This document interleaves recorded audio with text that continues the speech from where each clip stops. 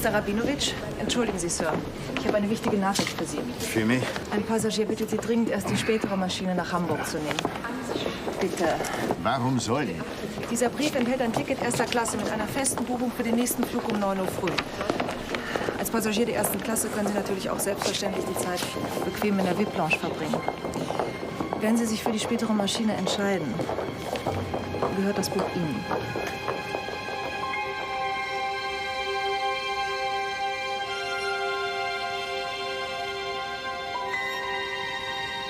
Sefer Hagadash Shel Pesach. Einverstanden, Sir? Sir.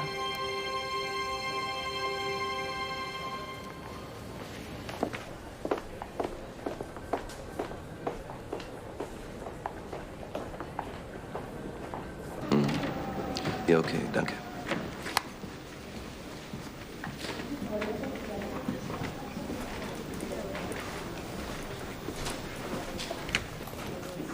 Sir, your boarding card, please.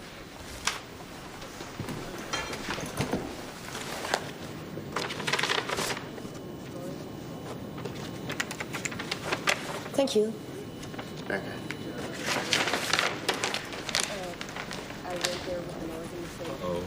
What time is it? 9:40. Oh, we better go. Which gate? 98.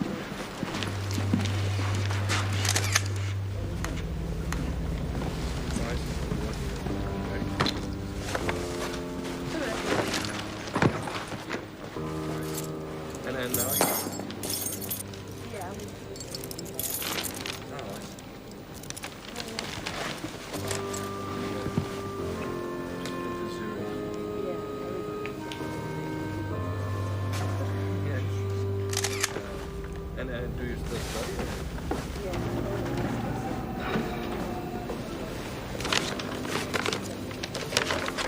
Oh, I see.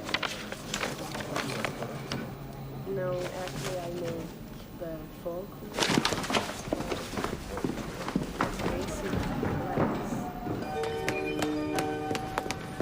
Un message de sécurité. Faites attention à vos bagages. Mein Name ist Rabinowitsch. Zu spät, Sir. Leider. Die Maschine startet bereits. Mein Name ist Rabinowitsch. Ich habe einem Passagier meinen Platz nach Hamburg abgetreten. Können Sie mir bitte seinen Namen sagen? Es tut mir leid, Sir. Wieso nicht? Auf Ihrer Passagierliste muss jetzt anstelle von Rabinowitsch ein anderer Name stehen. Also erstens dürfte ich Ihnen gar keine Auskunft geben über die Passagiere. Zweitens war es nicht notwendig, jemanden einen Platz abzutreten. In der Maschine nach Hamburg ist kaum die Hälfte der Plätze besetzt. Eine Mitarbeiterin von Aviaservice hat mich hier erwartet und darum gebeten. Aviaservice? Sie hatte eine Mütze auf mit der Aufschrift Aviaservice. Ist mir nicht bekannt, Sir. Also in unserem Transitbereich hier gibt es keinen Aviaservice. Bitte achten Sie auf Ihr Gepäck. Lassen Sie es nie unbeaufsichtigt stehen. Sollten Sie unbefugt...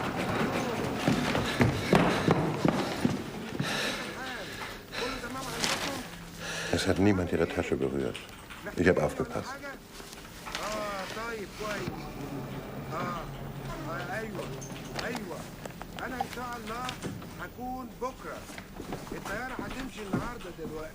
Ich brauche die Telefonnummer von Aviaservice. Können Sie mir helfen? Avia Service. ist nicht bekannt. Das kann nicht sein. Ich habe nur mein Ticket durch dieses Aviaservice bekommen. Dieses Ticket ist von American Express ausgestellt worden, gestern. Es wurde in bar bezahlt. Dann muss American Express doch Bescheid wissen.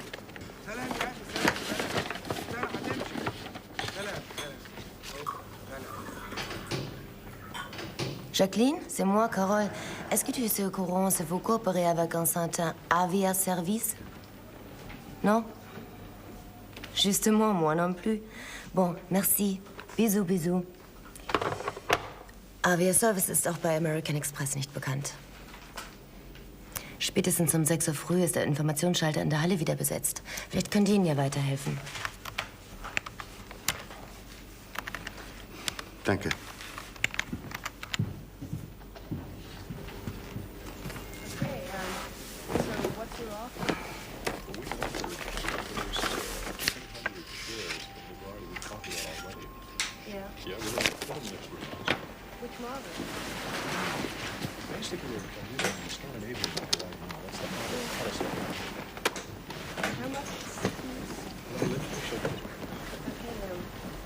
Entschuldigen Sie.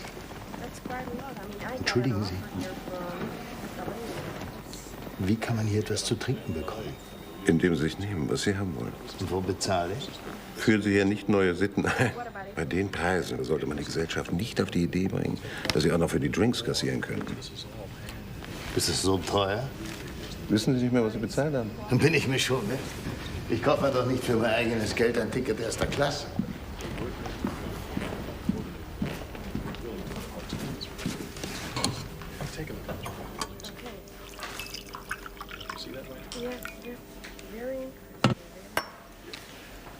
If you compare that with what you're going to buy in Southern California, this will last 30 years. Yeah, it's a big difference. Yeah, it's never going to go out of stock. Yeah. Yeah, in Italy, they got a great style. Yeah, it's been good. It's been good. How are the people? Are they good to have business with you, or is it? Sure. Yeah. All the Italians are very friendly. How about Scandinavia? The Scandinavians are very basic.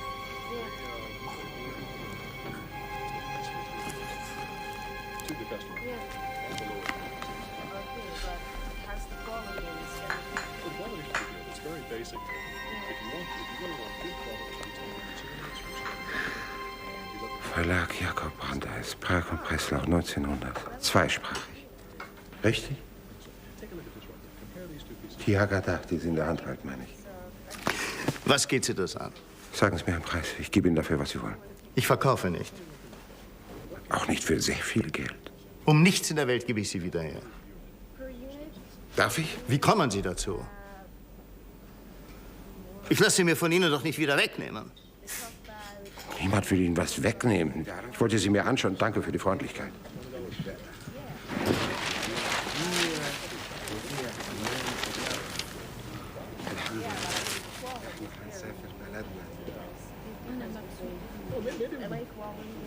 maybe we can come down in price a little bit. Yeah, I mean, if you can talk with the Italians, that would be very. Femelinia Varani. Last call for your flight to New York. Haben Sie mit Büchern zu tun? 27. Suchen Sie ein Gesprächsthema, weil Sie sich langweilen? Oder wollen Sie auf mein Angebot zurückkommen? 45 Jahre habe ich danach gesucht. Ich bin glücklich, dass ich sie habe. Verraten Sie mir wenigstens, wo Sie sie gefunden haben. Man hat sie mir geschenkt. Dafür, dass ich auf meinen Platz nach Hamburg verzichte. Dazu habe ich noch ein Ticket erster Klasse auf der nächsten Maschine bekommen. Okay, Sie müssen es mir nicht sagen. Das ist die Wahrheit. Ich verstehe es nur nicht. Die Maschine nach Hamburg war halb leer. Ich hätte Plätze noch und noch haben können. Wie erklären Sie sich das? Ich habe keine Ahnung. Eine junge Frau, auf ihrer Mütze stand Avia-Service, hat mir die Haggadah und das Ticket übergeben. Aber niemand hier im Flughafen weiß etwas von einem Avia-Service. Hier wird Blanche.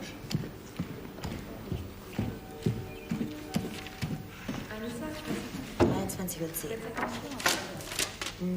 Terminal 3. Ein Avia-Service, ein Telefonbuch. Ich verstehe das nicht. Jemand wollte, dass Sie einen späteren Flug nehmen. Aber weshalb? Wieso haben Sie einen Termin, wenn Sie verspätet in Hamburg ankommen? Nein. Also, was ich nicht verstehe, warum haben Sie die Dame nicht gefragt? Ich habe nichts dabei gedacht. Ich war so benommen. Es war wie im Traum. Plötzlich halte ich die Haggadah in der Hand. Seit Jahrzehnten suche ich sie. Zweimal im Jahr habe ich inseriert. Briefe habe ich geschrieben, Hunderte. Plötzlich halte ich sie in der Hand. Es muss also jemand sein, der gewusst hat, dass Sie dieses Buch suchen. Wenn er weiß, dass ich sie suche, wird er auch gewusst haben, wie lange schon. Warum verschenkt er sie dann und dazu noch einen Platz in der ersten Klasse? Einer Ihrer Freunde wollte Sie wahrscheinlich mit diesem Geschenk überraschen. Von meinen Freunden könnte keiner so viel Geld entbehren. Die Händler, die es wissen, würden mich wochenlang zappeln lassen, bevor sie mir für die Haggadah das Fell über die Ohren ziehen. Es soll auch anständige Menschen geben. Niemand könnte wissen, dass ich ausgerechnet heute von New York nach Hamburg unterwegs bin. Es muss aber jemand sein, der gewusst hat, dass Sie heute von New York nach Hamburg unterwegs sind. Und der weiß auch, dass Sie diese Haggadah gesucht haben. Wenn, wie Sie sagen, niemand einen Vorteil davon hat, dass Sie verspätet in Hamburg ankommen, bleibt nur eine Möglichkeit. Er wollte oder Sie wollte erreichen, dass Sie hier einige Stunden Aufenthalt haben. Alles, was Sie also tun müssen, ist hier sitzen und warten, was geschehen wird. Sie haben gut reden. Wer garantiert mir, dass da nicht einer kommt und auf mich schießt? Hätte jemand Grund? Es gibt genug Verrückte auf der Welt, die für sowas keinen besonderen Grund brauchen. Verrückte kündigen ihre Attentat aber wohl nicht mit dem großen Gong eines noblen Geschenks an. Warum habe ich Sie nicht gefragt? Einverstanden hätte ich sagen sollen. Aber ich muss wissen, wer dahinter steckt und was man von mir will. Das wäre das Einfachste gewesen. Meinen Sie, ich sollte die Polizei informieren? Sie müssen damit rechnen, dass die Haggadah als Beweisstück beschlagnahmt wird. Das kommt nicht in Frage. Eine schwierige Entscheidung. Wenn Sie die Polizei verständigen, riskieren Sie, die Haggadah wieder zu verlieren. Tun Sie es nicht, riskieren Sie vielleicht Ihr Leben. Sie haben eine nette Art, einem Menschen Mut zu machen. Wenn jemand mich umbringen will und mir deshalb die Haggadah schenkt, wird er auf sein Vergnügen nicht verzichten, nur weil ich das Buch der Polizei übergeben habe. Oder werden Sie mir etwa jetzt gleich erzählen, dass mein Leben nicht mehr in Gefahr sein wird, sobald ich die Haggadah an Sie verkauft habe? Ein Freund wäre sehr glücklich, diese Haggadah zu haben. Möglicherweise werden Sie mir auch noch erzählen, es könnte ein Anschlag von Terroristen sein, eine Briefbombe, die in der Haggadah versteckt ist. Wahrscheinlich sagen Sie dann, Sie opfern sich, bringen das Buch für mich zur Polizei. Weg ist es. Wie kann man nur so misstrauisch sein? Wären Sie nicht auch misstrauisch, dann würden Sie Ihr Geld nicht in einem Beutel auf der Brust tragen. Mrs. Jumfrey, last call for your flight to Rome, gate 102. À la Bonheur. Wenn man Tag für Tag mit Leuten zu tun hat, die im Antiquariat teure Stücke für wenig Geld aufsammeln wollen, dann lernt man zu sehen, ob einer wenig Geld hat oder viel und wo er es versteckt. Sie arbeiten in einem Antiquariat? Lower East Side, Ost 4. Straße. Keine noble Gegend, aber die Sammler kommen, weil sie glauben, die Leute in der Gegend haben keine Ahnung, was Bücher wert sein können. Sie sind Antiquar und konnten sich diese Haggadah nicht besorgen? Ich habe alles versucht. Sogar die moderne hebräische Schrift habe ich gelernt, weil ich mit Familien korrespondieren wollte, die aus Deutschland stammen. Einige habe ich gefunden, die sie haben. Sie wollten sie aber nicht hergeben, weil es die einzige Erinnerung war an Menschen, die nicht mehr zurückgekommen sind. Und dann wird sie ihm plötzlich geschenkt. Seltsam ist das schon. Jetzt fängt er schon wieder damit an. Sie wollen doch etwas. Was soll ich wollen? Wie einer, der herumgeht im Laden, genau weiß, wo sie steht, im Erzieher. Aber er schaut nicht hin, geht herum, redet und redet, um einen faul zu machen und müde. Und wenn es soweit ist, dann greift er zu und bietet $2 oder $3. Man ist froh, dass man doch ein kleines Geschäft gemacht hat. Man merkt, was er dabei mitgenommen hat, ist er längst dahin. Wenn ich Sie richtig einschätze, ist Ihnen das noch nie passiert. Anderen aber oft genug.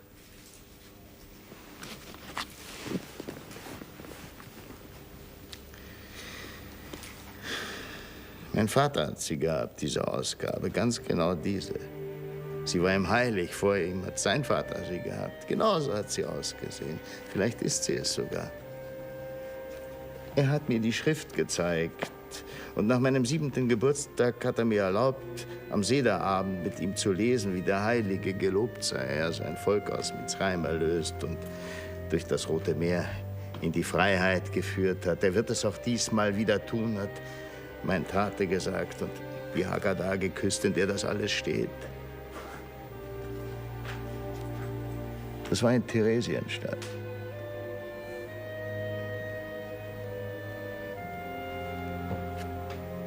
Ein schöneres Pessach hat es nie mehr gegeben. Sie sind Jude.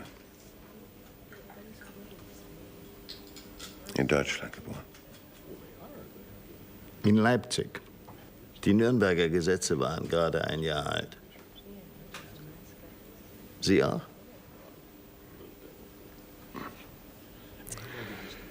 Gottgläubig hat man das damals genannt. Mein Vater ist aus der Kirche ausgetreten, weil er meinte, das wäre er seinem Führer schuldig. Ihr Freund, für den Sie die Haggadah haben möchten? Er ist Jude. Warum sucht er sie? Er musste seine hergeben. Freiwillig hat er es getan, weil er damit einem Freund helfen wollte. Ich könnte das nicht.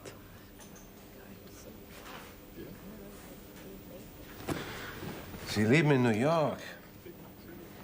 Manhattan. Ich könnte nicht wieder... Ich könnte nicht auf dem Land leben. Das verstehe ich. Wie sollten Sie dort als Antiquar auch die Bücher bekommen und die Kundschaft? Kundschaft gibt es auch in der großen Stadt nicht sehr reichlich. Jeder will etwas Besonderes entdecken und nichts dafür bezahlen. Am schlimmsten sind die Sammler, die nicht das Buch suchen, sondern den Wertgegenstand. Die haben wahrscheinlich das meiste Geld.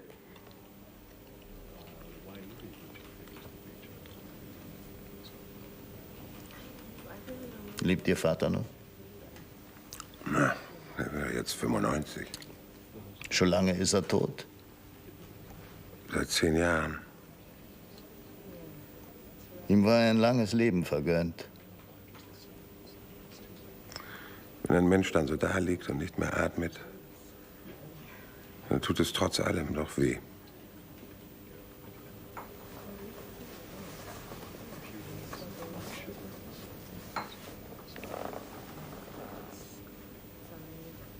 Haben Sie Kinder?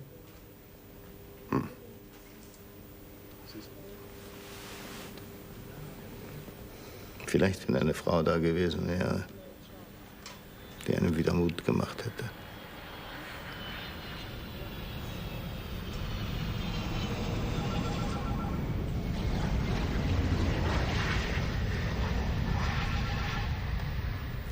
Starlines, Carrie speaking. May I help you?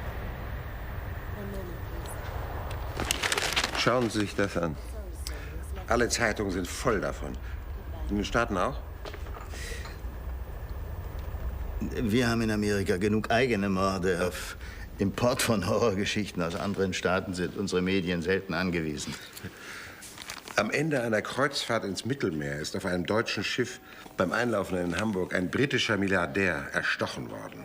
Ein deutscher Verleger soll den Mord begangen haben. Übermorgen beginnt der Prozess. Ich habe darüber gelesen. Ja? Was halten Sie davon? Er wird wohl schuldig sein. Woraus schließen Sie das? Wie die Zeitungen es darstellen, muss er es gewesen sein. Es gibt auch welche, die den Angeklagten vehement verteidigen. Ich glaube, er hat es getan und ich glaube, er wird noch gestehen. Er hat es nicht getan. Na? Sie haben ihn vom Schiff gebracht, in Handschellen. Er hat ausgesehen. Verzweifelt. Zum Schiff hat er zurückgeschaut wie jemand, der erst langsam begreift, was geschehen ist und es ungeschehen machen möchte. Er hat mir leid getan. Einen Menschen hat er wahrscheinlich umgebracht. Aber er hat mir leid getan. Es fehlt ein glaubhaftes Motiv. Stellen Sie sich doch vor, ein Leben lang hat er gearbeitet. Und dann treibt ihn einer nur aus einer Laune, aus Bosheit, in den Konkurs. Von einem Tag zum anderen ist er ein armer Mann. Und der ihn dazu gemacht hat, ist dadurch noch reicher geworden. Ist das kein Motiv? Er wollte von vorn wieder anfangen.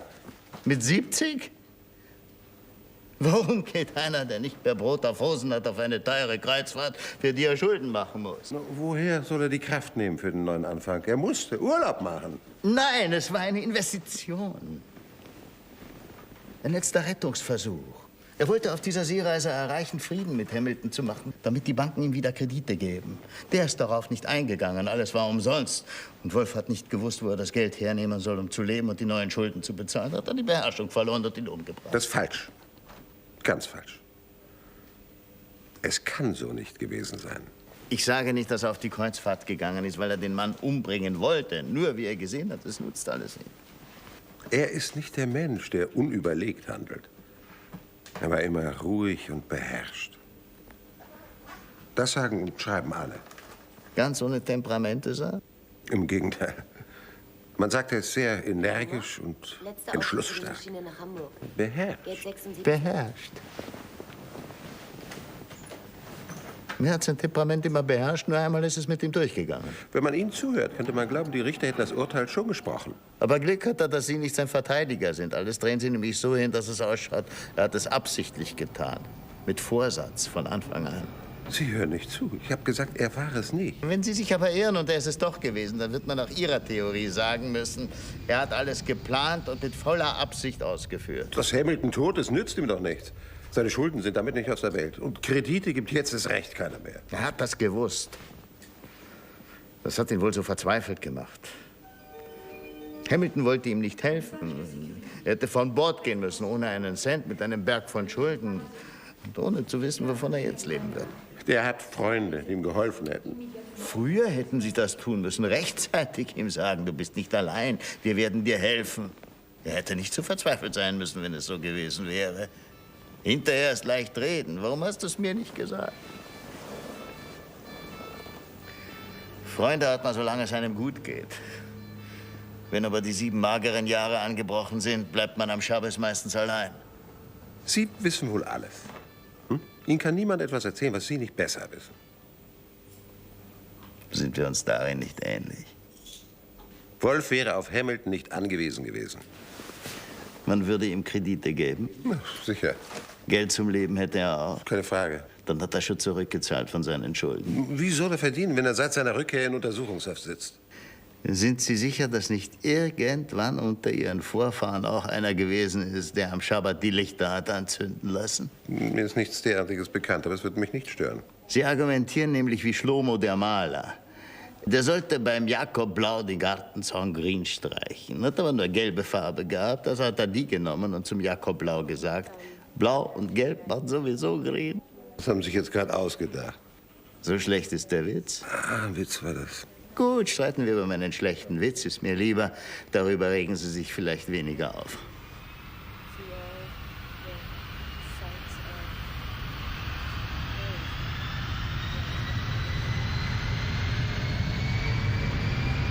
Könnte meine Maschine nach Hamburg sein?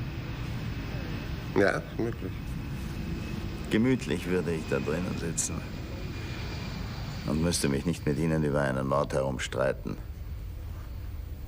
der uns beide nichts angeht. Wenn sie jetzt explodiert, dann wissen wir, dass der unbekannte Spender es gut mit Ihnen gemeint hat. Das ist ein besserer Witz.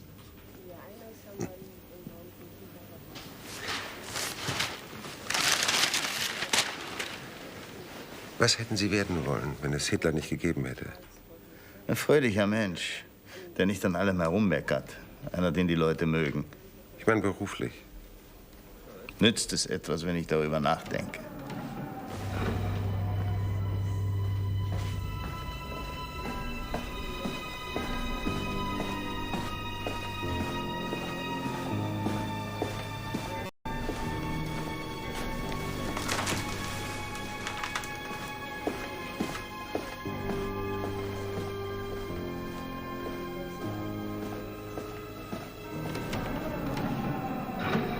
Die Angst wird man wohl nie wieder ganz los.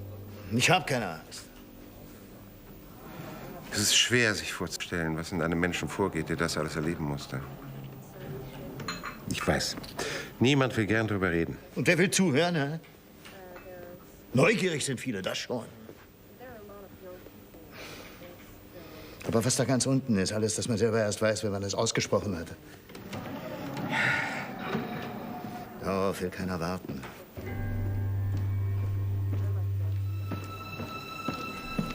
Entschuldigen Sie, sind Sie Nathan Spellmann? Nein.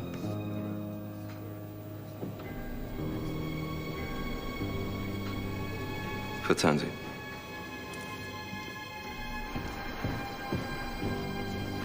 Was will der?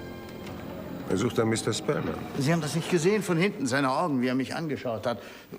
Und von dort hat er mich fotografiert. Ich bin hereingekommen und er hat mich fotografiert. Wahrscheinlich hat er zunächst angenommen, dass Sie Mr. Spellman sind. Weil einer Spellmann heißt, muss man ihn fotografieren?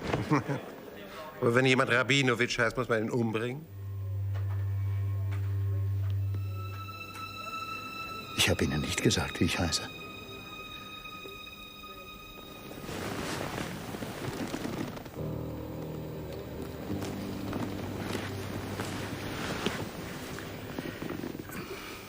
Wegen Rabinowitsch weiß ich nicht, aber wegen dem S hat man mich schon umbringen wollen.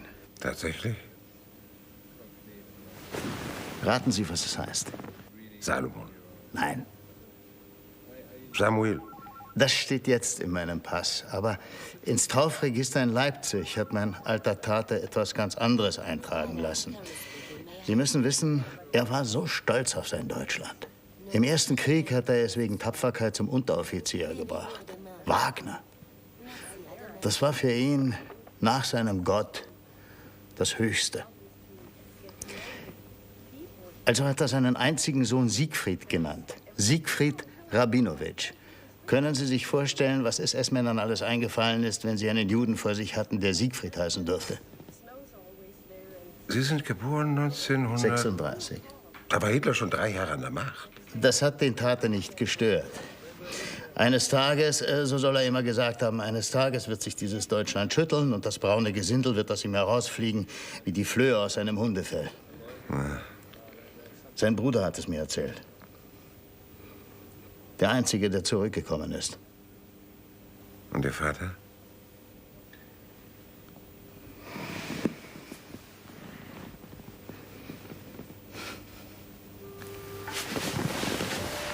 Der Onkel ist schon im Sommer 33 nach Australien ausgewandert. Mein Vater hat ihm das sehr übel genommen, der alte Narr. Man darf sein Land nicht im Stich lassen, wenn Verbrecher sich darin breit gemacht haben. Aber der Onkel hat es überlebt, viele Verbrecher auch. Der Tate nicht. Was soll man reden über das, was weh tut und immer wehtun wird? Für nichts. Wenn es nichts verändert in dieser Welt. Wenn niemand weiß, was geschehen ist, kann sie erst recht nicht besser werden. Man hört den Opfern nicht zu. Und nicht den Schuldigen. Nicht den Opfern, die schuldig geworden sind. Und nicht den Schuldigen, die vielleicht manchmal auch nur Opfer waren.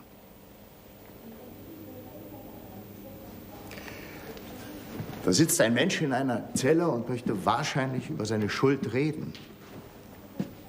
Möchte einen finden, der ihm hilft, sie zu tragen. Aber wenn er noch Freunde hat, dann werden die nur von ihm verlangen, dass er unschuldig ist. Die anderen erwarten ein Geständnis von ihm, damit man ihn verurteilen kann. Oder einen Beweis für seine Unschuld, wenn man nicht will, dass die Jagd nach der Sensation mit seiner Verurteilung schon zu Ende ist. Sie sind fest überzeugt, dass er es getan hat? Niemand sonst kann es gewesen sein.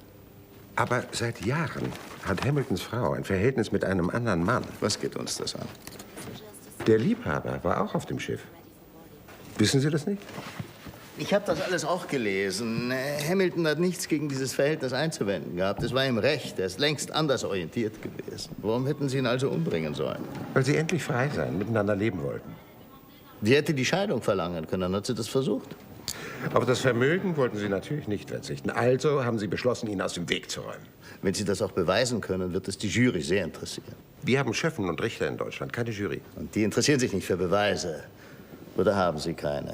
Reden Sie nur nach, was dieses Dreckblatt schreibt. Warum Dreckblatt? Nur weil die Zeitung eine andere Meinung vertritt als Sie? Ihnen gefällt dieser Stil? Die Zeugen sind senil, verlogen, gehen fahrlässig um mit der Wahrheit. Übel kennt einem werden, wenn man das liest. Und was die anderen Zeitungen schreiben, die den Angeklagten schon schuldig gesprochen haben, bevor er überhaupt angeklagt war.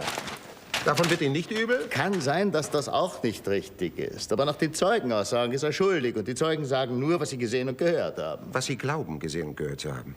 Und das, woran sie sich erinnern wollen. Alles wurde von der Polizei untersucht und vom Staatsanwalt geprüft. Jetzt liegt es den Richtern vor.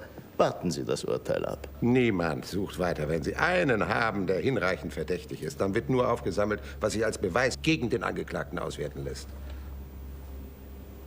Wer sonst soll das getan haben? Der Liebhaber. Auf dem Schiff hat der Wolf mehrmals Streit mit Hamilton gehabt. Dadurch konnten die Frau und der Liebhaber es so drehen, dass der Verdacht auf Wolf fallen musste. Die Gelegenheit haben sie sich nicht entgehen lassen. So kann es aber nicht gewesen sein. Sie können das doch gar nicht wissen. Und vielleicht besser als Sie. Ah, wieso? Weil ich darüber mindestens ebenso viel gelesen habe wie Sie. Auch das?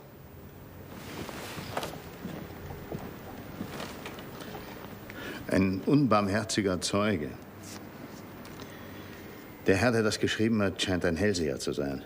Jeder, der eine andere Meinung hat als Sie, wird abqualifiziert. Früher oder später wird er gestehen. Er hat nichts zu gestehen. Aber wenn ihm nicht ein Wunder hilft, wird er jahrelang unschuldig inhaftiert sein. Bis sich herausstellt, dass Hamilton vom Liebhaber seiner Frau erstochen worden ist. Lesen Sie doch wenigstens diesen einen Artikel. Lassen Sie für ein paar Minuten auch eine andere Meinung gelten und denken Sie drüber nach.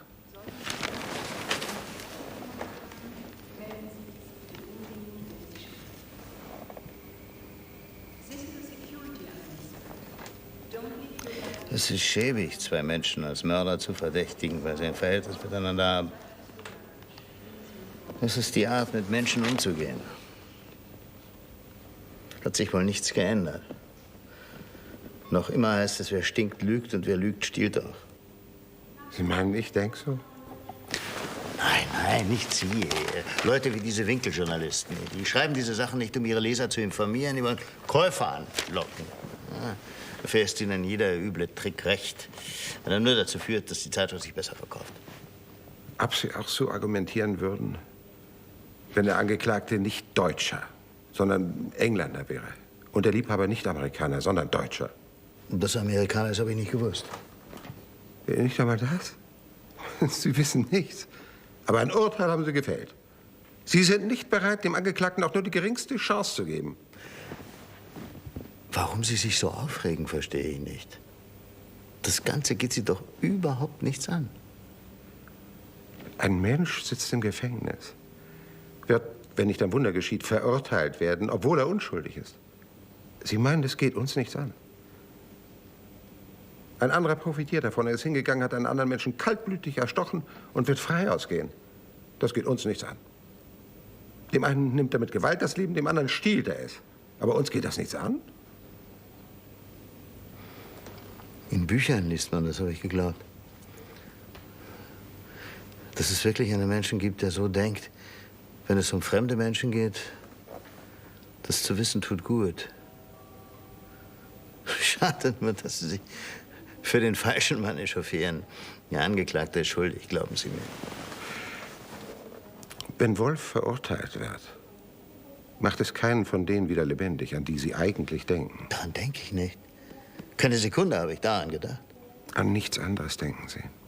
Nur daran. Sonst würden Sie nicht so reden. So rede ich, weil ich dabei gewesen bin. Ich war auf dem Schiff. Hier.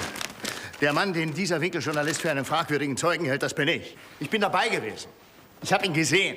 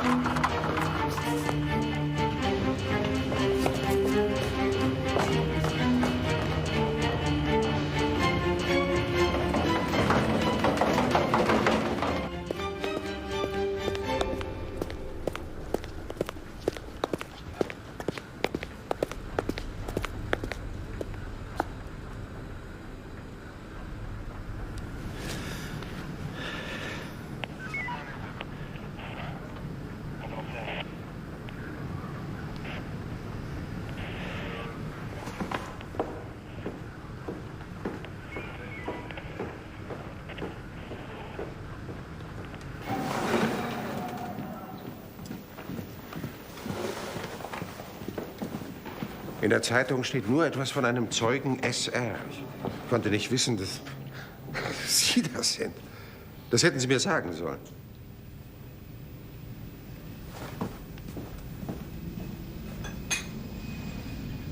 Ich habe Sie gesehen in der Halle. Die Frau, von der ich die Haggadah und das Ticket bekommen habe. Und den Mann, der mich fotografiert hat. Und? Sie sind davongerannt. Doch, Polizei? Was würden die sagen? Es ist kein Verbrechen, jemandem etwas zu schenken. Man hätte das Geschenk ja nicht annehmen müssen. Oder fragen können, woher es kommt. Die Mütze mit der Aufschrift Avia-Service hat sie übrigens jetzt nicht mehr auf. Sie sind beunruhigt. Wären Sie das nicht?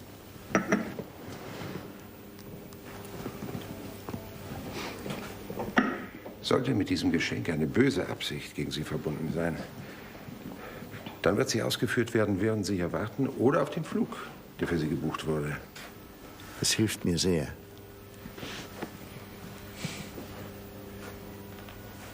Geben Sie mir Ihr Ticket. Ich werde umbuchen, für uns beide. Dann sind Sie ja nicht allein. Und niemand weiß, auf welcher Maschine Sie weiterfliegen und wann Sie ankommen. Das kann ich Ihnen nicht zumuten. Es wird auch mehr kosten. Zerbrechen Sie sich darüber nicht den Kopf.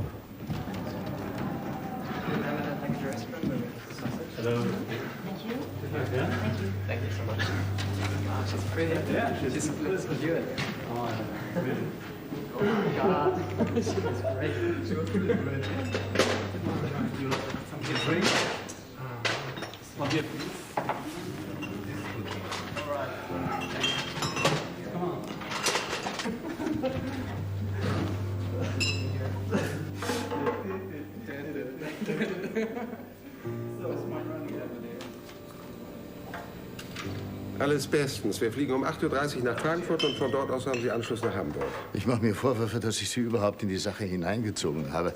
Aber ich bin Ihnen sehr dankbar. Vielleicht haben Sie es ja wirklich mit einem Verrückten zu tun. Politiker könnten Sie vielleicht auch sein.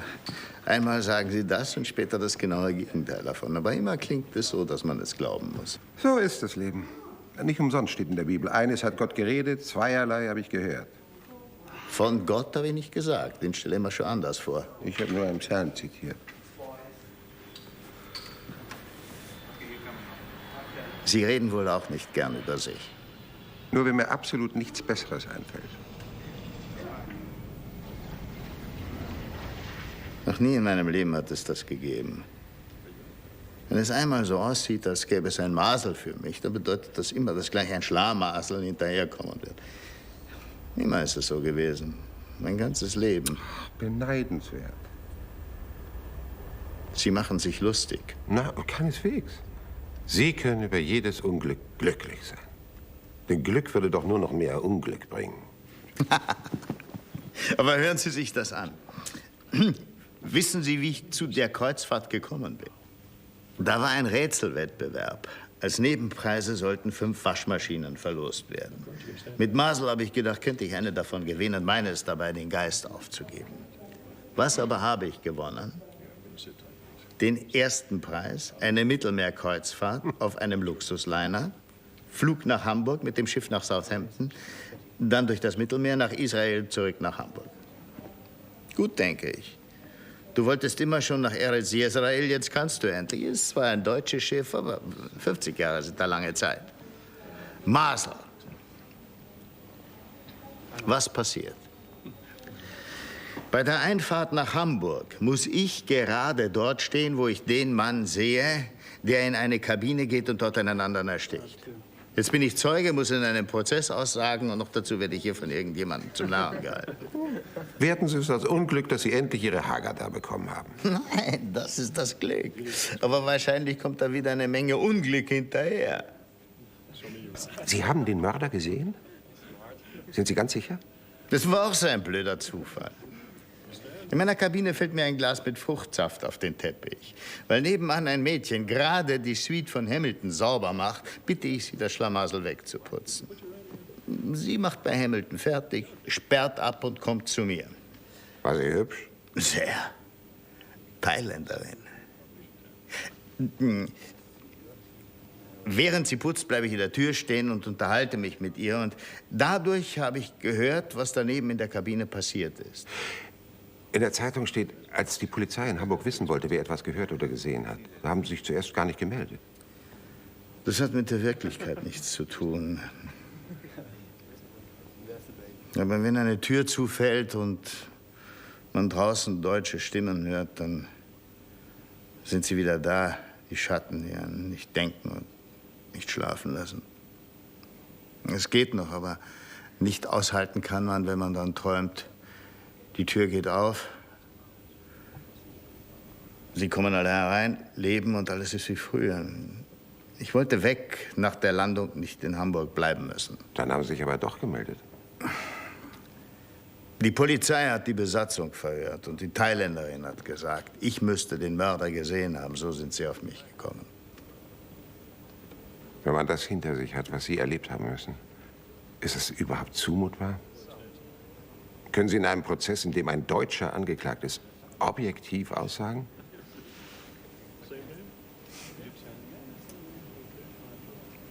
Sagen, was ich gesehen und gehört habe?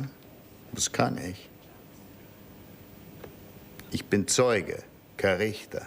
Aber von Ihrer Aussage kann es abhängen, ob der Angeklagte verurteilt wird oder freigesprochen wird. Sie sind eigentlich doch sein Richter. Es gibt noch andere Zeugen. Sie sind derjenige, auf den es ankommt. Ich möchte nicht in Ihrer Haut stecken. Ihnen wäre recht, wenn ich sage, ich kann mich an nichts erinnern. Mir wäre recht, wenn Sie sehr genau prüften, ob Sie wirklich eine lückenlose, objektive Erinnerung an die Vorgänge haben. Wie mache ich das? Sie müssen sich bei allem fragen, ob Sie es so gesehen oder gehört haben oder ob Sie es so gesehen oder gehört haben wollen. Für diesen Rat habe ich Sie gebraucht, ehrlich. Darauf wäre ich von selber nie gekommen. Was denken Sie, habe ich in den Monaten seither gemacht? Man sagt immer, man wird abgehärtet. Ich zumindest habe dieses Glück nicht gehabt. Das alles ist hier drinnen wie festgebrannt. Ein Mensch, der noch vor einer Stunde gesund wie ein Fisch im Swimmingpool geschwommen ist, liegt da, alles ist voll Blut. Wie soll man das vergessen? Alles sieht man immer wieder. Aber vorher, was Sie da gesehen oder gehört haben, da wussten Sie doch noch nicht, dass es wichtig sein wird. Können Sie sich daran auch genau erinnern? Mir war es wichtig. Wie ich die Stimme gehört habe, von dem Moment an war es mir wichtig. Man hat gelernt, auf den Unterton in einer Stimme zu hören. Nur so hat man überleben können. Und das ist einem geblieben. Ein Mensch, der gefährlich wird, hat eine Stimme, die anders klingt, auch wenn er leise ist und ruhig. Ein Unterton in seiner Stimme, das ist doch kein Beweis, dass der Mann einen Mord begangen hat. Dass er einen begehen könnte, sagt der Ton. Und darum wird man hellwach. Ein Mensch, der diesen Ton in der Stimme hat, dem hat man sehr genau zugehört, um nichts falsch zu machen. Haben Sie auch Hamiltons Frau mit ihm reden gehört oder Ihren Liebhaber? Daran kann ich mich nicht erinnern. Wie können Sie dann wissen, ob Sie bei denen nicht einen noch viel deutlicheren Unterton hätten hören können? Die beiden hatten ein Motiv. Was für eines? Liebe. Was Menschen zu einem Mord treibt, kann nicht Liebe sein. Dann kennen Sie das Leben oder die Liebe nicht. Aber Sie wissen alles und kennen alles besser. Tausende Male hat es das schon gegeben. Menschen, die so sehr geliebt haben, so voller Sehnsucht und Verlangen nacheinander waren, dass sie zu allem bereit waren und den ungeliebten Partner kaltblütig beseitigt haben. Das ist Liebe. Nicht?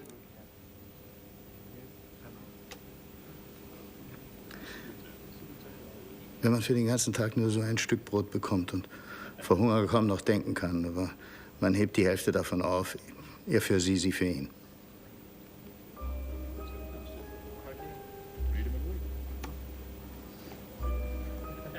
Sie waren auch noch ein Kind.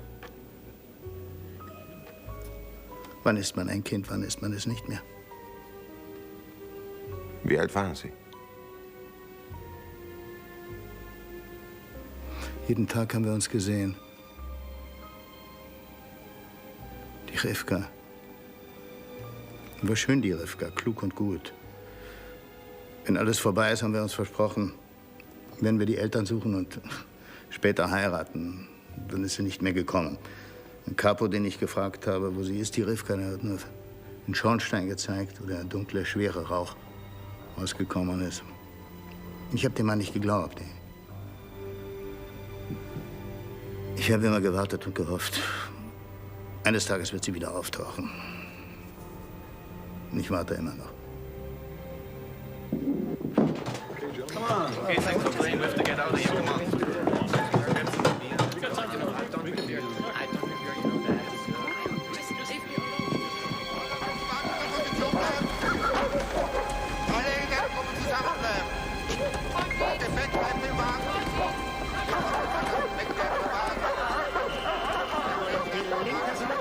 Männer nach rechts, Frauen nach links.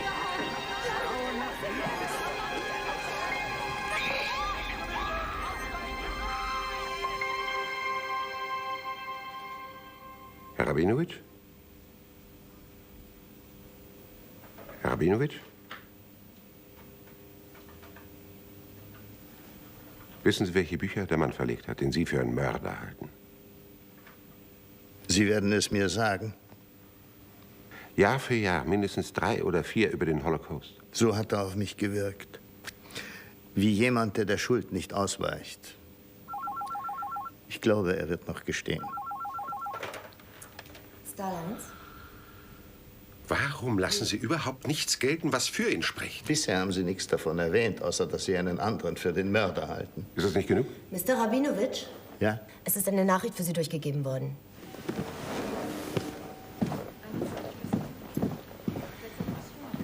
Der Gentleman bedauert sehr, dass er Sie nicht treffen kann. Sein Flug hatte Verspätung und er konnte gerade noch die Maschine nach Rio erreichen. Er wünscht Ihnen viel Freude an der Haggadah. Oh, ist das alles? Ja, Sir. Kein Name? Nein, Sir. Warum haben Sie nicht gefragt? Die Kollegin hat wohl angenommen, dass Sie wissen, mit wem Sie verabredet sind. Ist die Maschine nach Rio schon gestartet? Vor 10 Minuten. Verstehen Sie das? Zumindest wissen wir jetzt, dass kein Attentat auf Sie geplant ist. Ich bin mit niemandem verabredet. Sie haben es vielleicht vergessen. Na, so eine Schücke bin ich sicher nicht. Ich kenne auch niemanden, der in der Welt herumfliegt und Geld für Erster-Klasse-Tickets aus dem Fenster schmeißen kann. Dann kann es sich nur um einen Wohltäter handeln, der Ihre Inserate kennt und Ihnen die Haggadah geschenkt hat. An das Märchen vom selbstlosen Menschen, der Gutes tut, glaube ich nicht. Aber offensichtlich gibt's ihn doch. Sie glauben an den guten Menschen und den Weihnachtsmann. Und dass Wolf den Hamilton nicht umgebracht hat. Das wollten Sie mir doch erzählen. Hier ist eine exakt recherchierte Rekonstruktion des zeitlichen Ablaufs. Kommen Sie mir doch nicht immer mit diesem Herrn Schlüter. Außer Ihnen ist er doch der Einzige, der den Angeklagten verteidigt. Jedenfalls schreibt er das. Aber sein einziger Beweis ist die Behauptung, dass ich ein erbarmungsloser, aber unglaubwürdiger Zeuge bin. Sehen Sie es nicht? Unbarmherzig. Ein verzweifelter Mensch hat für einen Augenblick die Beherrschung verloren und eine Drohung ausgesprochen, die er nie so gemeint hat. Ein ehrenwerter Zeuge aber, der glaubt, ein unfehlbares Gedächtnis zu haben, liefert daraus dem Staatsanwalt einen Beweis, der diesen verzweifelten Menschen zum Mörder stempelt.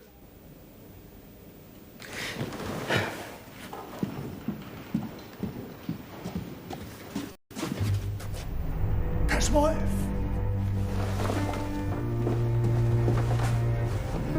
Wie kann man den Ton hören? Nehmen Sie den Kopfhörer. Suchen Sie den richtigen Kanal. Haben Sie noch einen Kopfhörer, ne? Ja.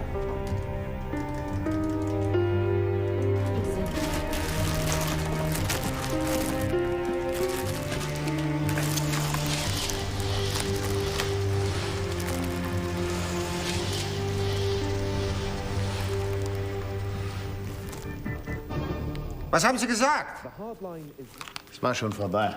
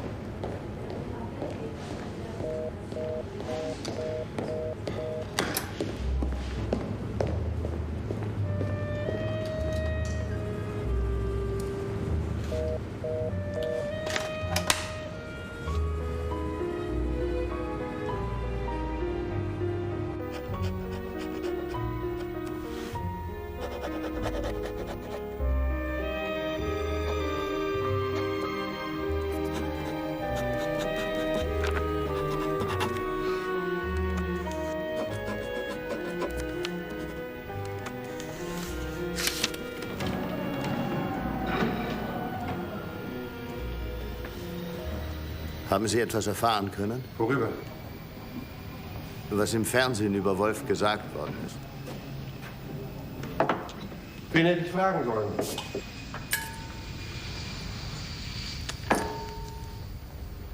Sie sehen aus wie jemand, der nachdenkt über das, was er sagt. Ich glaube, ich sehe nicht nur so aus. Er nennt mich einen Lügner. Das steht da nicht. Nicht wörtlich, aber es ergibt sich aus dem, was er schreibt. Und Sie haben ihn einen Winkeljournalisten genannt. Nicht öffentlich in einer Zeitung. Aber doch nur, weil Sie keine Zeitung zur Verfügung haben. Das ist wohl wahr. Wenn es so ist, wie Sie sagen, dass das Urteil vielleicht nur von meiner Aussage abhängen wird, dann helfen Sie mir bitte. Um nichts in der Welt möchte ich etwas Falsches sagen und dadurch einen Menschen noch elender machen. Was kann ich tun? Hören Sie mir zu und wenn Sie meinen, dass ich an einer oder der anderen Stelle genauer nachdenken muss, dann sagen Sie es mir bitte sofort. Einverstanden.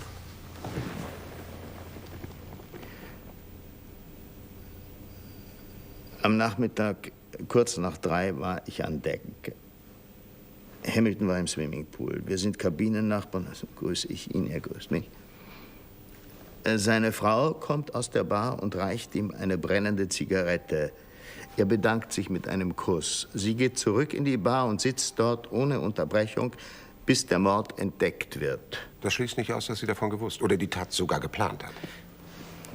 Meine Aussage möchte ich prüfen, nicht Ihre. Das ist Ihr Fehler. Sie sehen alles nur aus Ihrer Perspektive. Wenn aber meine Vermutung zutrifft, dass der Liebhaber bereits in der Kabine versteckt gewesen ist, dann muss sie ihm den Schlüssel gegeben haben.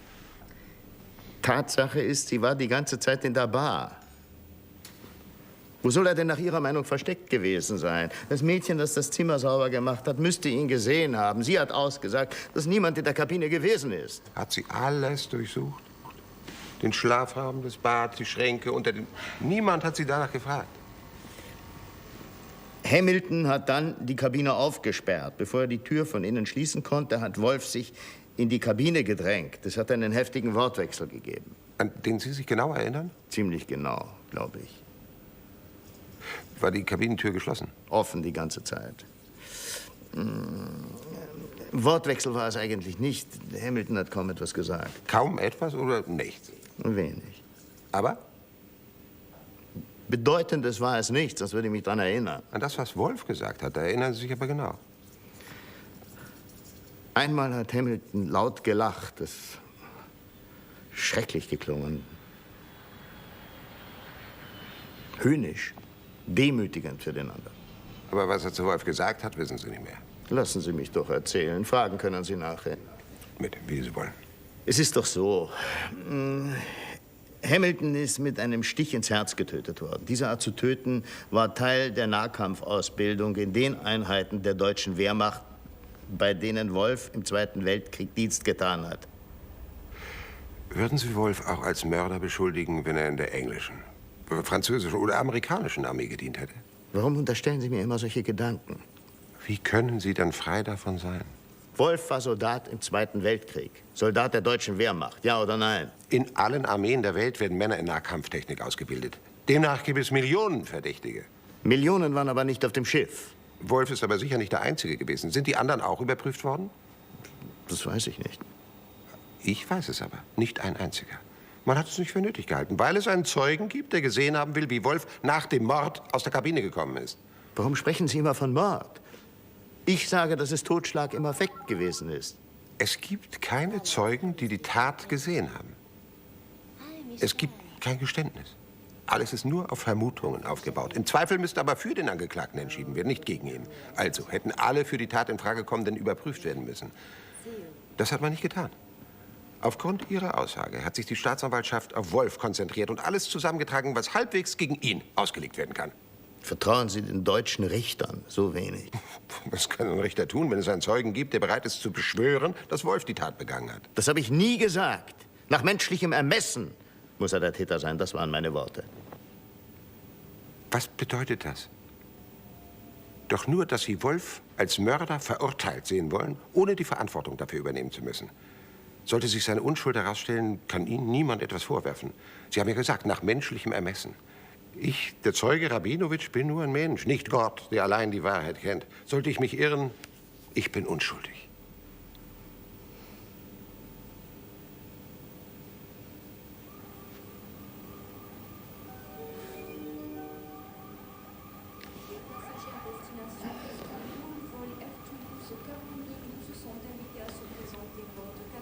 Ich muss doch sagen, was ich gesehen und gehört habe. Man wird ein Eid von mir verlangen.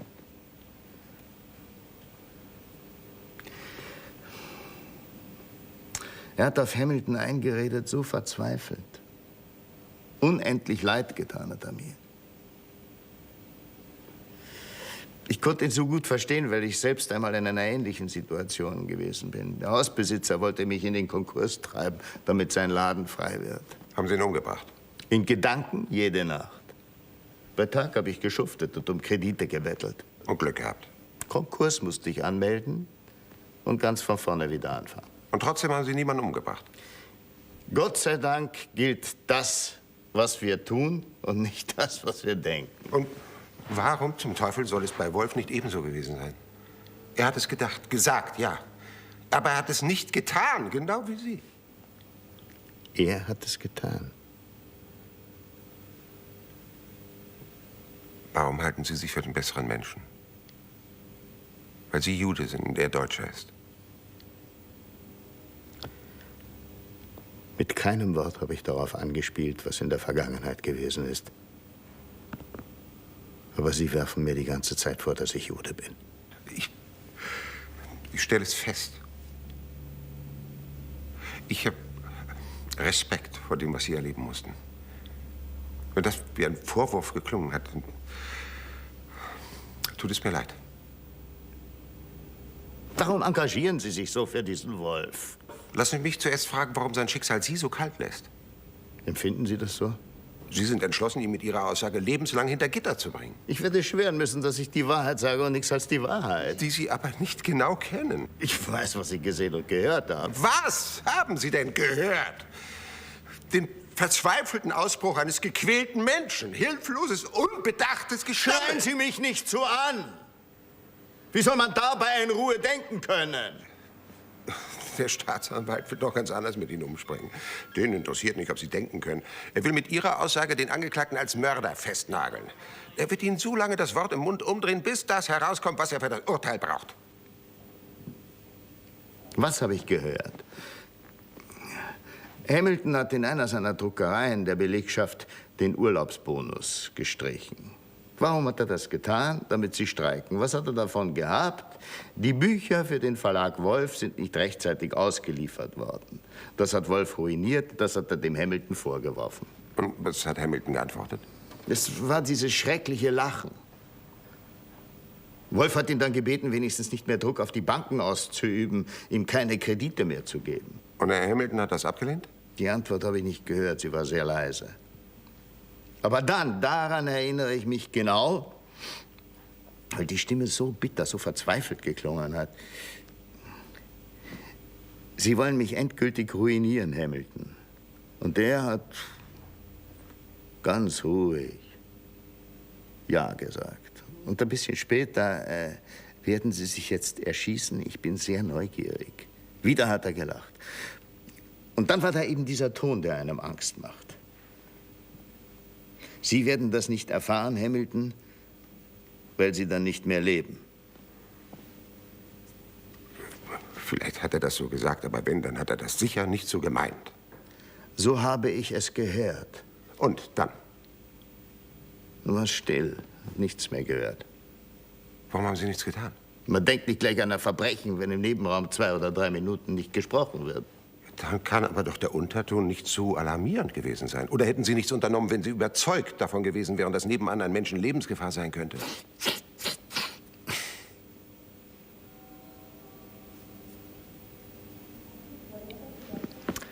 Das ist richtig, was Sie sagen.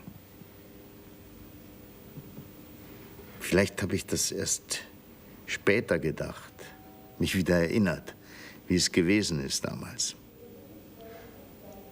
Das thailändische Mädchen war sehr hübsch, sagten Sie. Sehr. Sind da Ihre Gedanken nicht auf Wanderschaft gegangen? Die Hände, die Beine, die kleinen runden Brüstchen? Und wie das alles aussehen könnte, sagen wir in einem Bikini. Sie wollen es aber genau wissen. Staatsanwalt und Verteidiger werden das noch viel genauer wissen wollen. Sie haben mit ihr gesprochen? Nichts Besonderes. Ich habe sie gefragt, wie sie heißt, woher sie kommt, was man so fragt. Und? Sie hat geantwortet? Gebrochen. Ihr Englisch ist nicht sehr gut. Trotzdem haben Sie zugleich genau gehört, was in der Nebenkabine geredet wurde? Die Tür war offen, ich konnte es gar nicht überhören. Wann haben Sie gemerkt, dass es in Hamiltons Kabine still geworden war? Wann? Wie lange es eben dauert, bis einem so etwas auffällt. Nachdem Sie gemerkt hatten, dass es still war, wie viel Zeit ist da vergangen, bis Sie jemanden aus der Kabine kommen hörten? 1 Minute, vielleicht 2. War da eine Uhr, an der Sie sich orientiert haben? Haben Sie denn überhaupt darauf geachtet, wie viel Zeit vergangen war? Dafür gab es doch gar keinen Grund. Vielleicht waren Sie in Gedanken mit dem hübschen Mädchen gerade auf einem Spaziergang. Es könnte 1 Minute vergangen sein oder 2 oder 5. Es gibt keinen Anhaltspunkt, wie viel Zeit wirklich vergangen war.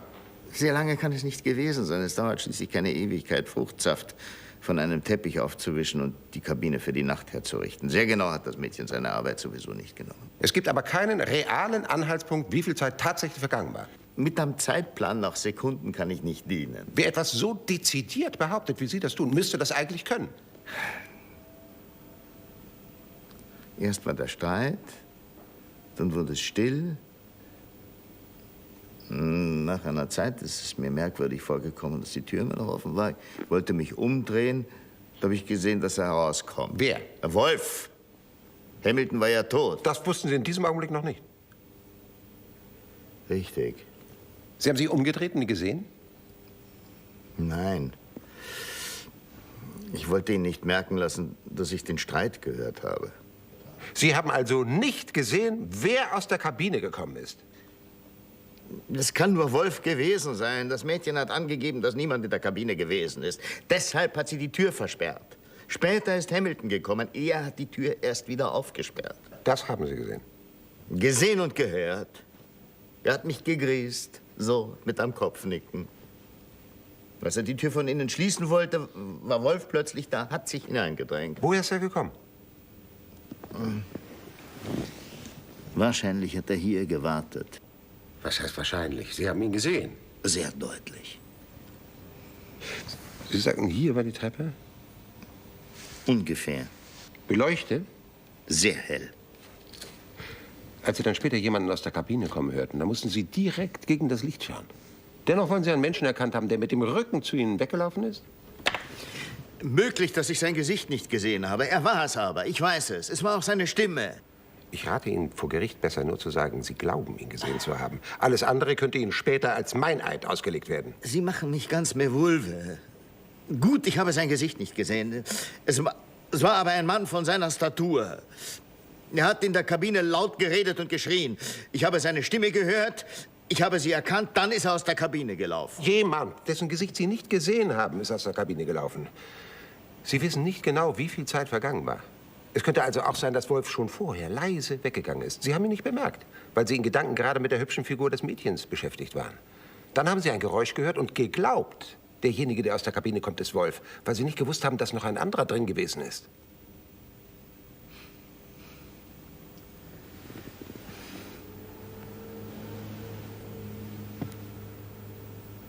Ich will Sie nicht beeinflussen. Die ganze Zeit tun Sie nichts anderes. Ihre Version ist, Wolf hat Hamilton aufgelauert und sich hinter ihm in die Kabine gedrängt. Er hat ihn noch einmal gebeten, ihm zu helfen. Hamilton hat ihn verhöhnt und Wolf hat ihn im Affekt erstochen. Woher hat er das Messer? Hamilton hat sich sehr oft das Essen in der Kabine servieren lassen, meistens Steak und Salat. Unglücklicherweise wird es von der letzten Mahlzeit dort liegen geblieben sein. Wenige Minuten vorher hatte das Mädchen die Kabine aufgeräumt. Trotzdem lag das Messer da? So hat es die Polizei protokolliert. Um die Zeit, als Hamilton im Pool und seine Frau in der Bar gewesen ist, hat der Liebhaber sich im Servierraum rumgetrieben. Niemand hat ihn gefragt, was er dort wollte. Zufälligerweise werden dort die Steakmesser aufbewahrt. Wussten Sie das? Nein. In der ganzen Untersuchung hat man sich nur um Verdachtsmomente gegen Wolf gekümmert, weil Sie behauptet haben, Sie hätten ihn gesehen, kurz bevor Sie die Leiche entdeckt haben. Ich fange an zu glauben, dass ich der einzige Bösewicht in dieser traurigen Geschichte bin. Sie decken den Bösewicht. Das haben Sie bisher nicht gemerkt. Wie ist Ihre Version? Jeder wusste, dass der Milliardär jeden Tag nach dem Mittagsschlaf eine halbe Stunde geschwommen ist und danach allein in seiner Kabine gearbeitet hat. Während er im Swimmingpool war, hat der Liebhaber sich das Messer besorgt und mit dem Schlüssel, den Mrs. Hamilton ihm gegeben hat, ist er in die Kabine eingedrungen und hat sich dort versteckt. Das Mädchen hätte ihn sehen müssen. Also, einerseits unterstellen Sie ihr die Schlamperei, ein Messer von der letzten Mahlzeit auf dem Tisch übersehen zu haben. Andererseits soll sie minutiös jeden Winkel der Kabine gesäubert haben. Das ist richtig.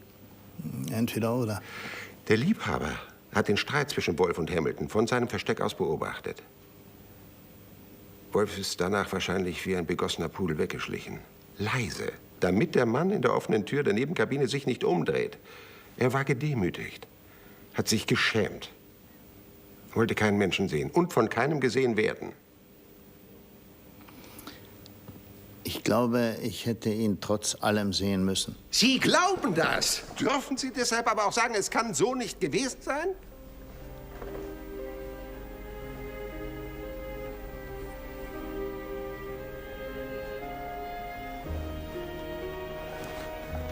Hamilton wollte hinter Wolf die Tür schließen. Dadurch hat er dem Raum den Rücken zugekehrt. Als sein Mörder plötzlich hinter ihm auftauchte, hatte er keine Möglichkeit, sich zu wehren. Der Nebenbuhler hat ihn festgehalten, das Messer ins Herz gerammt, ihn lautlos zu Boden gleiten lassen und die Fingerabdrücke vom Messer abgewischt. Alles genau so, wie er es bei den Green Berets gelernt hatte. Das Einzige, womit er nicht gerechnet hat, war, dass Sie in der Tür Ihrer Kabine stehen werden. Einen Moment lang hat er vermutlich gezögert, dann ist er gerannt. Sie waren vom Gegenlicht geblendet, Sie haben nur die Silhouette gesehen. Da Sie aber nur Wolf registriert hatten, mussten Sie glauben, dass er es war.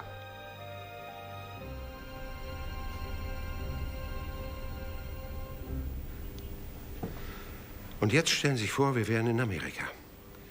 Der Spruch der 12 Geschworenen muss einstimmig sein. Wie glauben Sie, würde die Jury entscheiden?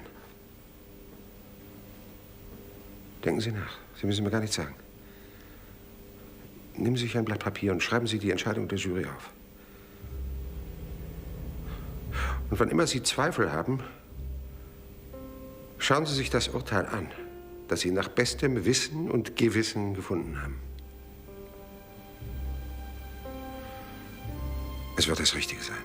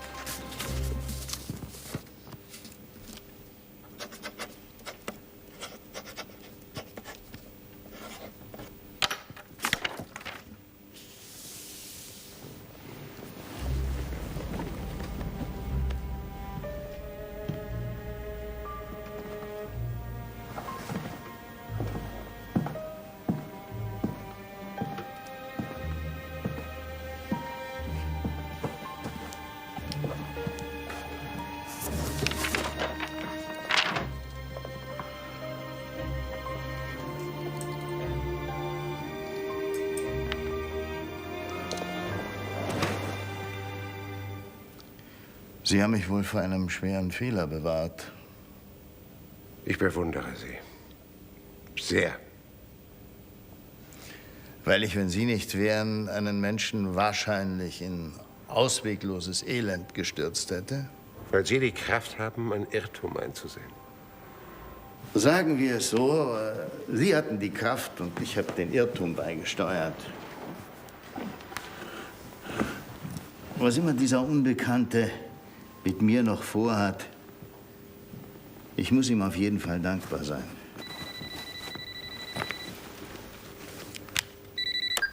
Ich hätte nicht geglaubt, dass es einen Menschen gibt, dem Gerechtigkeit so viel bedeutet.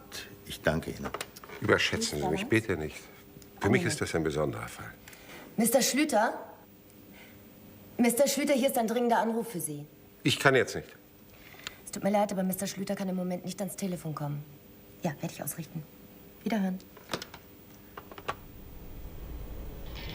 Sie sollen in Ihrer Redaktion anrufen, sobald wie möglich.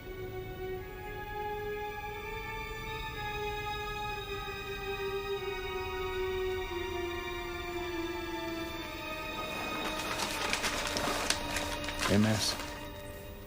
Markus Schlüter. Markus Schlüter. Und noch einmal Schlüter. Immer Markus Schlüter.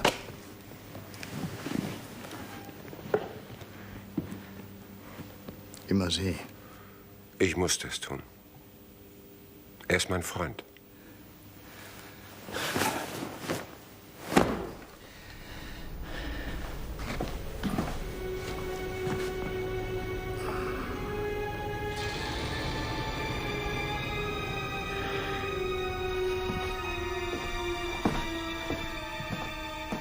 In diesem Augenblick wollte ich Ihnen sagen. Alles war von Ihnen arrangiert. Die Haggadah. Platz in der ersten Klasse. Das Mädchen vom Avia-Service. Der Bucher, der mich fotografiert hat. Damit ich glaube, dass ich verfolgt und bedroht werde. Wären Sie bei Ihrer Aussage noch immer davon überzeugt gewesen, dass Wolf der Mann war, der aus Hamiltons Kabine gekommen ist, dann hätte man ihn zu lebenslänglichem Gefängnis verurteilt. Dann haben Sie Entwarnung geben lassen, weil Sie gemerkt haben, dass ich Ihnen vertraue und Sie mich manipulieren können. Da war dann das Märchen dran von dem Unbekannten, der gerade noch das Flugzeug nach Rio bekommen konnte. Wolf. Mein Vater war in russischer Gefangenschaft. Er ist erst 55 wiedergekommen. Meine Mutter war längst mit einem anderen liiert. Die meiste Zeit habe ich mich auf der Straße rumgetrieben. Wie ein Tier habe ich gelebt. Ohne Regeln, ohne... Ein paar Mal habe ich es sogar. Zweimal hat mich die deutsche Polizei eingesperrt, ein drittes Mal die Amerikaner. Und beim Verhör war ein deutscher Dolmetscher dabei. Das war Gerd Wolf. Hätte es ihn nicht gegeben, dann wäre ich damals abgerutscht und wahrscheinlich nie wieder hochgekommen. Von ihm habe ich alles... Er hat mir meine ganze... Nur durch Wolf konnte ich das werden, was ich geworden bin. Einer, der sich in das Vertrauen eines vertrottelten alten Juden einschleicht. Mit Lügen und Falschheit. Das tut mir leid. Mein ganzes Leben müssen Sie ausgeforscht haben, um mir diese Falle stellen zu können. Hätten Sie nicht auch alles getan, um meinen Freund davor bewahren zu können, unschuldig lebenslang ins Gefängnis zu müssen? Der mich belogen. Nein, das habe ich nicht getan. In den Zeitungen steht nur etwas von einem Zeugen SR. Ich konnte nicht wissen, dass Sie das sind. War das nicht gelogen? Ja, das ja. Aber alles hing davon ab, dass ich Ihr Vertrauen gewinne. Das haben Sie erreicht, aber jetzt ist alles weg.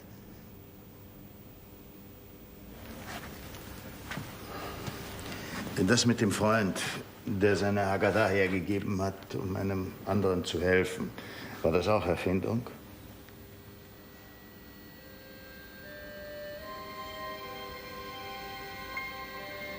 Im März 1945 war Wolf einer Pioniereinheit zugeteilt. Zusammen mit KZ-Häftlingen mussten Panzergräben ausgehoben werden. Er hat einigen zur Flucht verholfen. Und einer von ihnen, Rasi Salzmann, hat ihn nach dem Krieg gesucht, um sich zu bedanken. Sie sind Freunde geworden. Kein Wort sollte ich Ihnen mehr glauben. Er war von Anfang an, genau wie ich, überzeugt davon, dass Wolf Hamilton nicht getötet hat. Sein Anwalt war der Meinung, er hätte keine Chance, wenn der Zeuge SR bei seiner Aussage bliebe. Und dann haben wir durch jemanden in New York von ihrer Suche nach der Haggadah erfahren. 24 Stunden hat Salzmann mit sich gekämpft, dann hat er uns seine gegeben. Vielleicht ist es ein Zeichen, dass ich sie habe, hat er gesagt. Ein Köder.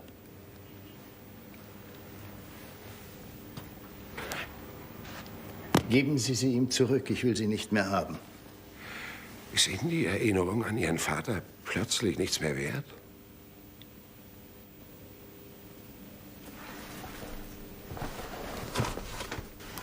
Sie würde mich nicht mehr nur an ihn erinnern, sondern auch an diese Nacht.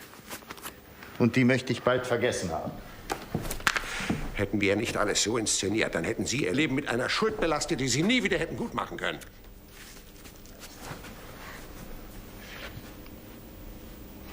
Endlich einer, den ich respektieren kann, habe ich gedacht. Dem es um Gerechtigkeit geht. Der sich um das Schicksal eines Menschen sorgt, den er gar nicht kennt. Was werfen Sie mir vor? Dass er mein Freund ist? Wäre es ein Fremder, dann fänden Sie es gut, oder wie? Sie haben mich hintergangen, belogen und betrogen. Das werfe ich Ihnen vor. Verdammt nochmal, ich musste es tun! Es tut mir wirklich leid, dass ich Sie enttäuscht habe. Aber bitte glauben Sie mir, um Wolf zu helfen, würde ich es immer wieder tun. Sie haben ihm aber nicht geholfen. Sie können nicht mehr zurück. Sie wissen, dass Wolf es nicht gewesen sein kann. Sie müssen bei der Wahrheit bleiben, wenn Sie unter Eid aussagen. Kann das die Wahrheit sein, was man durch eine Lüge gefunden hat? Wäre Ihre Rivka damals mit einer Lüge zu retten gewesen, hätten Sie nicht gelogen? Lassen Sie mir meine Erinnerung. Machen Sie mir die nicht auch noch schmutzig. Hätten Sie eine Lüge gewusst, mit der Ihre Rivka zu retten gewesen wäre, hätten Sie nicht gelogen? Bei ihr war keine Lüge möglich. Da war kein Hass, keine Falschheit. Sie hätte keine Lüge zugelassen. Ihre Rivka ist ein Traum, kein Mensch. Ich weiß, dass das ein Traum ist. Das weiß ich. Aber festhalten muss ich mich daran. Den Traum wenigstens könnte man noch gönnen.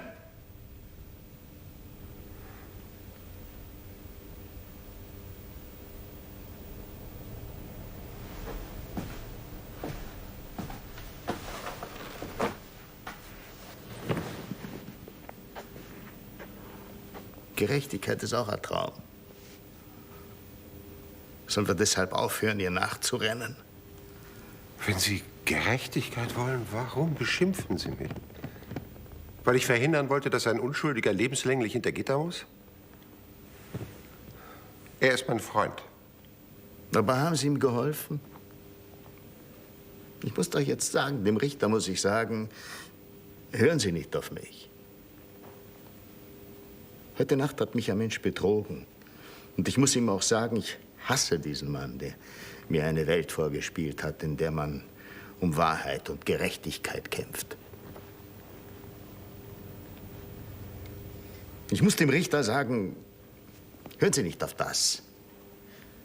Weil ich nicht mehr weiß, was richtig ist, was ich gesehen habe und was ich dann dem zuliebe habe sehen wollen. Glauben Sie mir nicht, Herr Richter, weil so viel Enttäuschung ist in mir. Vergessen habe ich wollen, dass der einen Vater gehabt hat, der zu den anderen gehört hat. Helfen Sie mir doch. Was würden Sie tun? Was hätten Sie getan? Das weiß ich nicht. Muss man nicht alles tun, um einem Menschen zu helfen, dem man verdankt, dass man selber ein halbwegs brauchbarer Mensch geworden ist? Was soll ich dem Richter sagen? Sagen Sie ihm, was Sie wollen, aber sagen Sie die Wahrheit. Das hier ist die Wahrheit. Nicht schuldig. Vielleicht habe ich das nur Ihnen zuliebe glauben wollen.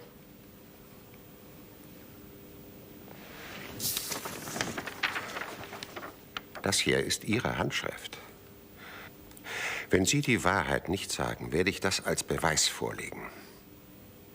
Auch auf die Gefahr hin, dass Sie dann selber wegen Meineids vor den Richter müssen. Sie wollen mich ins Gefängnis bringen. Wenn es sein muss. Wolf ist unschuldig. Durch Sie kann das bewiesen werden. Wenn Sie das nicht tun, dann ist das ein weitaus größerer Betrug als der, den Sie mir so übel nehmen. Ich werde sagen, was Sie wollen. Warum bin ich nicht dort geblieben? Mein Zuhause ist es, dort ist es warm, die Menschen sind freundlich. Was geht das mich an, ob ich einen Mann gesehen habe, der erstochen worden ist?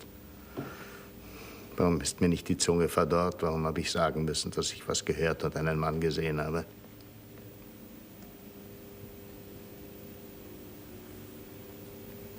Niemand kann mich zwingen nach Deutschland. Den nächsten Flug zurück nach Hause möchte ich haben. Den nächsten Flug nach Darf New ich ein York. Ticket haben? Salut. Salut. Wenn Sie noch einmal umbuchen, werden Sie wieder aufzahlen müssen. Das spielt keine Rolle.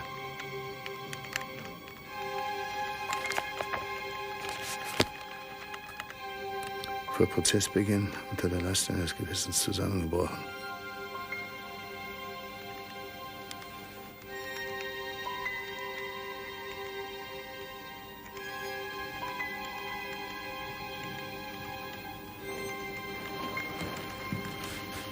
Es gebe einen Flug.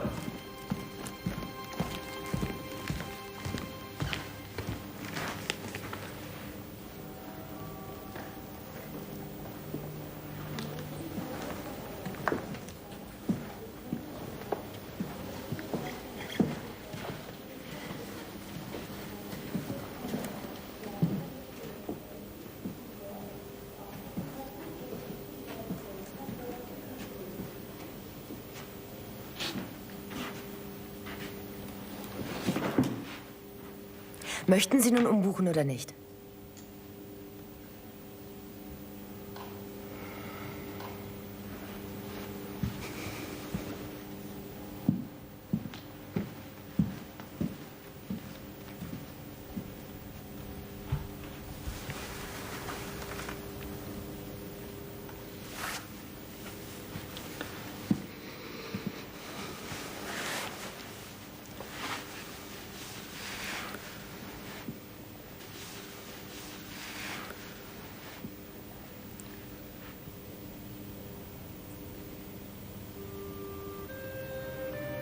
Wir wollten ein Versteck graben, Rivka und ich.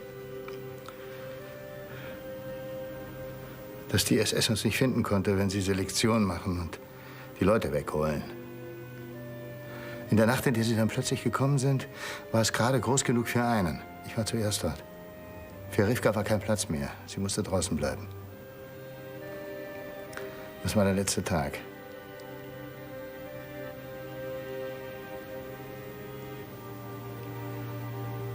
Wir Kinder haben in Auschwitz Selektion gespielt. Wir haben nicht gewusst, was es wirklich bedeutet. Man hat nur überleben können, wenn man verdrängt. Ich weiß, dass nichts geblieben ist von ihr.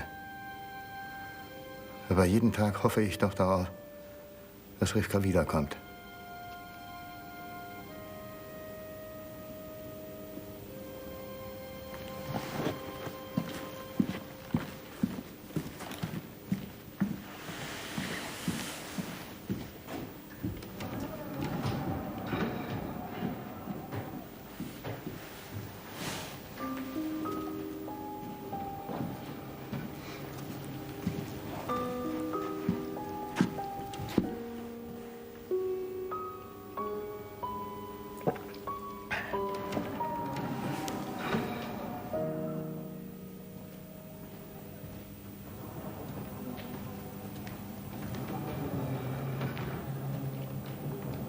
Ich werde demnächst in New York sein.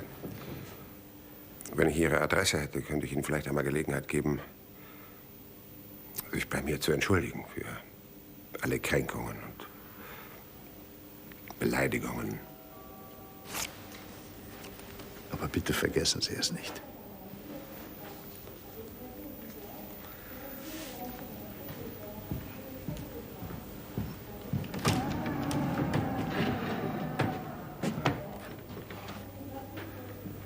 Es tut mir leid. Das mit Ihrer Rivka.